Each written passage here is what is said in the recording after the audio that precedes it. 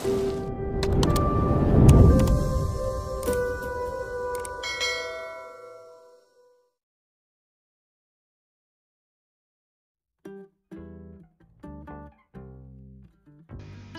warahmatullahi wabarakatuh.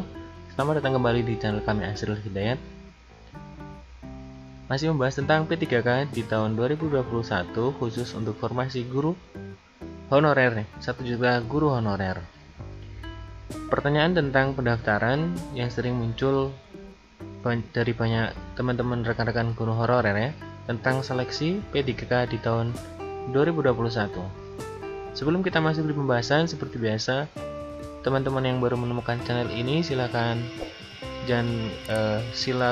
subscribe dengan menekan tombol, kemudian lonceng notifikasi silakan diaktifkan sehingga mendapatkan informasi terbaru dari channel kami.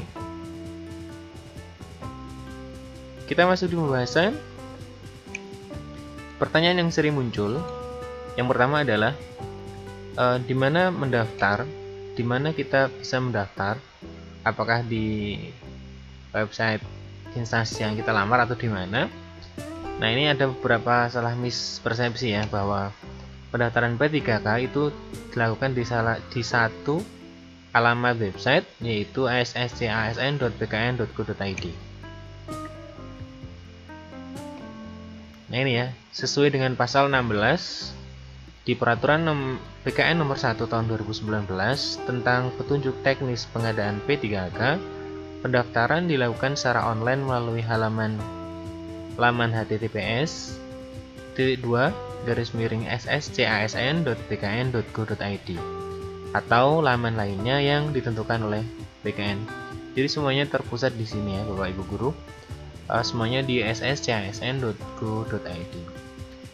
Kemudian sebenarnya apa itu SSCASN?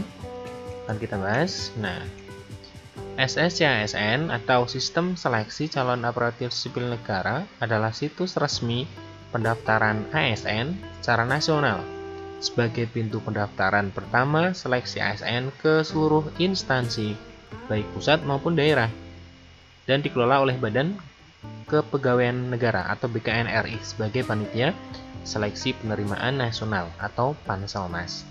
Jadi untuk sahabat guru honorer ya yang belum pernah mendaftar, maka inilah yang dinamakan dengan SSC ASN. Kita coba masuk di browser. Nah, kita cari ya di pencarian ini SSC ASN, maka yang muncul pertama kali inilah website tersebut ya, dengan alamat sncasn.bkn.go.id. Coba kita masuk, kita klik. Ini adalah tampilan dari website sscasn.bkn.go.id. Nah, ini tampilannya seperti ini. Ada sekolah kedinasan, kemudian CPNS, P3K ya. Nah, kita coba masuk di P3K.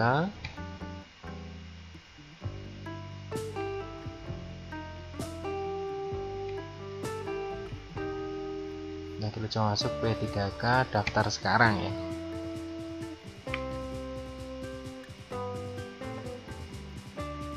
Nah, masuknya di sini ya, ssp3k.bkn.go.id. Kita klik ini, nanti ya halamannya seperti ini untuk mendaftar. Lah, nanti kita klik daftar sekarang. Nah, pendaftaran telah ditutup, artinya pendaftarannya belum dibuka untuk di tahun 2021. Itu adalah pengenalan ya Bapak Ibu guru tentang website SSCASN ya.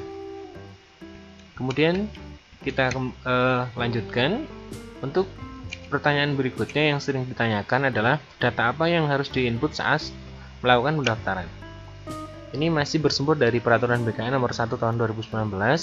Pendaftaran itu pendaftar memasukkan data pelamar yang paling kurang terdiri dari nomor identitas kependudukan atau NIK ya, kemudian nama lengkap, tempat, kabupaten, kota, tanggal, bulan, dan tahun kelahiran, kemudian kualifikasi pendidikan sesuai ijazah yang dimiliki yang disyaratkan oleh jabatan.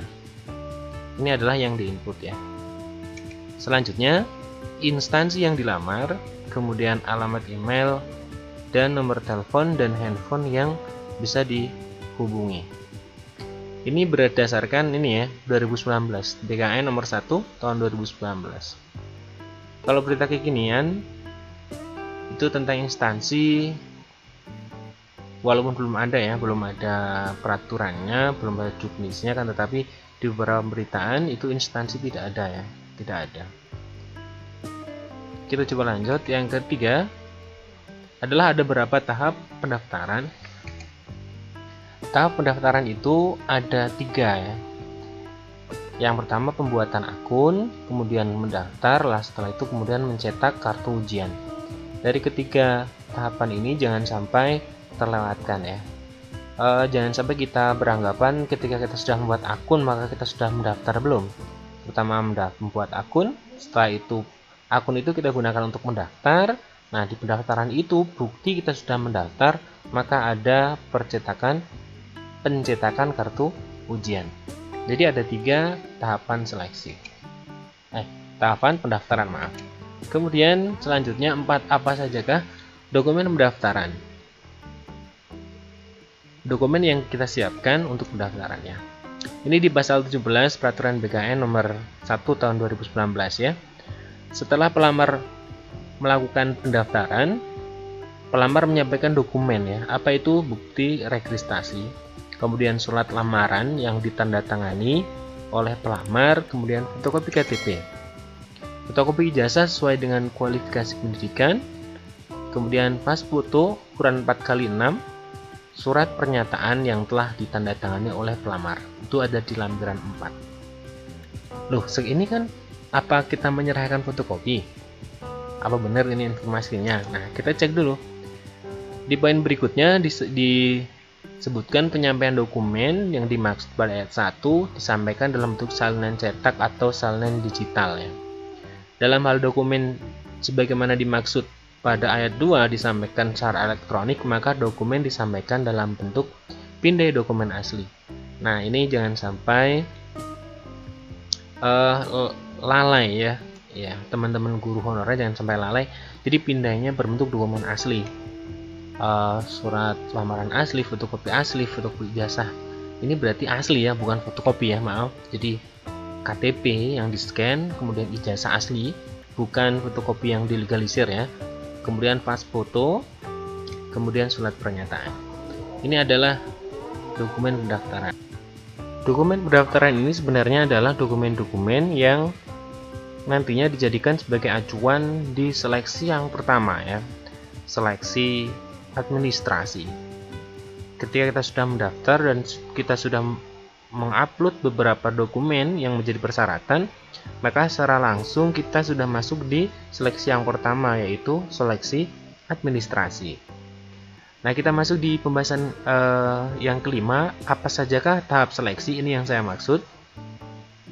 Jadi sesuai pasal 18 di peraturan BKN nomor 1 tahun 2019, penyelenggaraan seleksi P3K ini terdiri dari 3 tahap, yaitu seleksi administrasi, kemudian seleksi kompetensi, dan wawancara.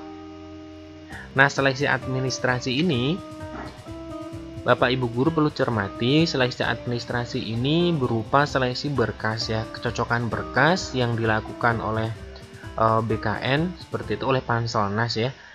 Ini sesuai dengan berkas-berkas yang kita upload, yang kita unggah saat melakukan pendaftaran.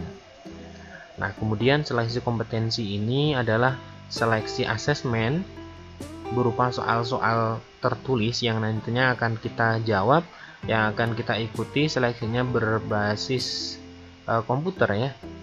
Nah, kemudian wawancara ini juga sama dengan poin B. Wawancara ini adalah tahapan seleksi di mana wawancara itu soalnya nanti berupa soal yang dijawab secara tertulis ya, dengan model sama ya, yaitu dengan menggunakan tes berbasis komputer. Nah, ini adalah 5 pertanyaan yang biasa ditanyakan, yang sering menjadi pertanyaan guru-guru honorer tentang berkaitan dengan pendaftaran seleksi P3K di tahun 2020. Semoga video singkat ini bermanfaat. Silakan share kepada orang-orang terdekat kepada rekan-rekan guru honorer yang akan melakukan pendaftaran di seleksi CPKP 3K di tahun 2021. Terima kasih, saya akhiri. Assalamualaikum warahmatullahi wabarakatuh.